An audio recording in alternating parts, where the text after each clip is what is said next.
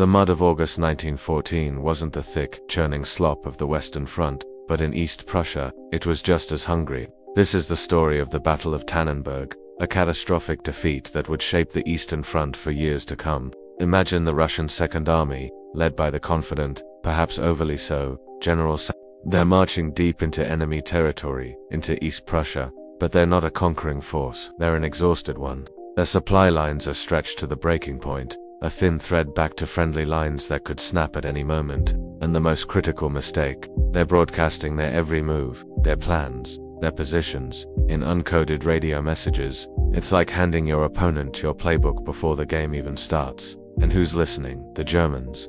Commanded by the legendary duo of Hindenburg and Ludendorff, they aren't just listening, they're plotting. They see the Russian messages painting a clear picture. A massive gap is opening between the two advancing Russian armies, the first and the second. An opportunity. With ruthless efficiency, the Germans make a bold move. They use their intricate rail network, a spiderweb of steel across the landscape, to pivot their forces with incredible speed. They effectively abandon the frontier to the First Russian Army and turn the full crushing weight of their guns on Samsonov's unsuspecting Second Army. Samsonov's men marched blindly forward, expecting to find an open flank to exploit. Instead, they walked straight into a trap. The dense forests and serene Masurian lakes they had noted on their maps weren't just landmarks anymore. They were about to become the walls of their prison.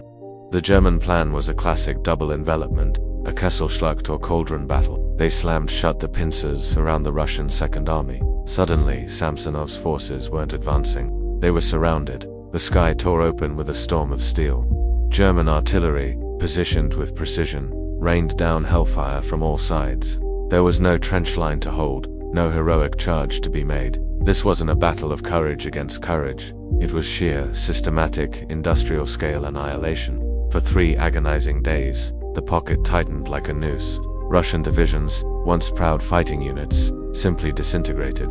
Men surrendered in their thousands, dazed and defeated, while others were lost, hunted down in the chaotic, unforgiving forests. The battle had become a massacre. For General Samsonov, the reality was too much to bear. The grand offensive he was meant to lead had turned into one of the greatest military disasters in Russian history. On August 30th, overwhelmed by the totality of his failure and unable to face the Tsar, he walked away from his staff, into the dense woods, and took his own life. The Battle of Tannenberg was over. The cost was staggering. Nearly 100,000 Russian soldiers were taken prisoner. Tens of thousands more lay dead across the fields and forests of East Prussia. The Second Army had ceased to exist. This battle wasn't just a victory for Germany. It was a brutal lesson in modern warfare. It proved that logistics, intelligence, and a well-executed plan of encirclement could be far more decisive than sheer numbers or the raw courage of soldiers.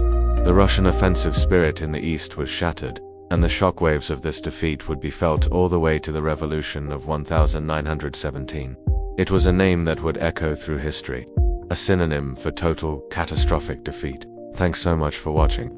If you're interested in more stories from military history, don't forget to like this video and subscribe to the channel for more. See you next time.